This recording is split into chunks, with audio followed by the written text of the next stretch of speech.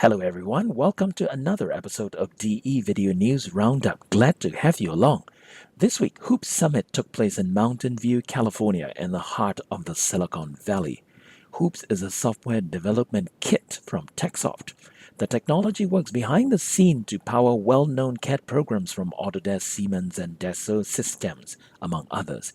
At this year's summit, the company reveals its roadmap to bolster support for AR/VR to help its partners ride the same wave.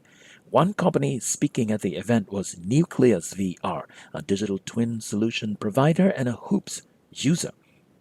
What you're looking at is a VR app developed by Nucleus VR for Earthbound experts to send instructions to the crew in the International Space Station so they can correctly perform some complicated repair and maintenance procedures.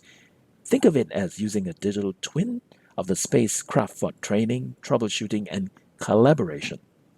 Support for AR/VR in background technologies like Hoops SDK allows CAD and simulation programs to add more creative functions that can be done inside augmented reality and virtual reality environments. Many companies are looking at remote assistance as one of the growing use of AR/VR in enterprise space. Recently, Autodesk and ANSYS, two household names in the design and simulation space, struck up a partnership. According to the announcement by the two, it's a collaboration to help automotive companies combine visual design review and regulatory compliance validation in a connected workflow.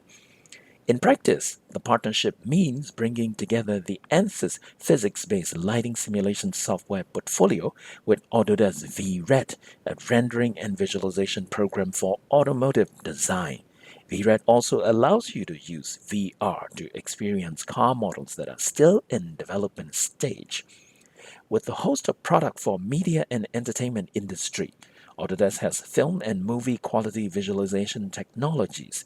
The handshake between ANSYS and Autodesk, who also compete with each other in some areas, represents a co-opetition for mutual benefit. 3D printing systems maker PEOPLELE has just launched Phantom, a large format MSLA, or mass stereolithography printer priced $1,799. The print area is roughly 10 by 6 by 15 inch. The new printer, the company says, is different from its predecessor Moai series. Phantom applies selective exposure to sensitive resin with light masked by LCD.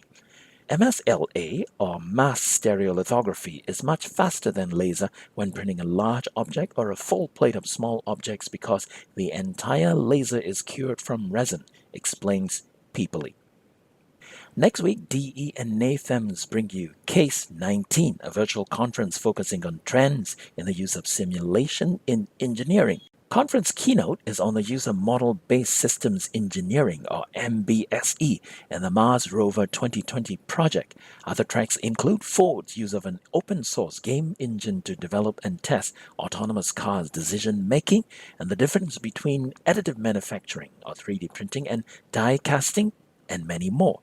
To find the registration link for each session, go to digitalengineering247.com/virtual as shown here. That is all the news for this week. For more, subscribe to our YouTube channel called DE Streaming, and also check out other articles at DE247. That's digitalengineering247.com. I am Kenneth Wong, signing off.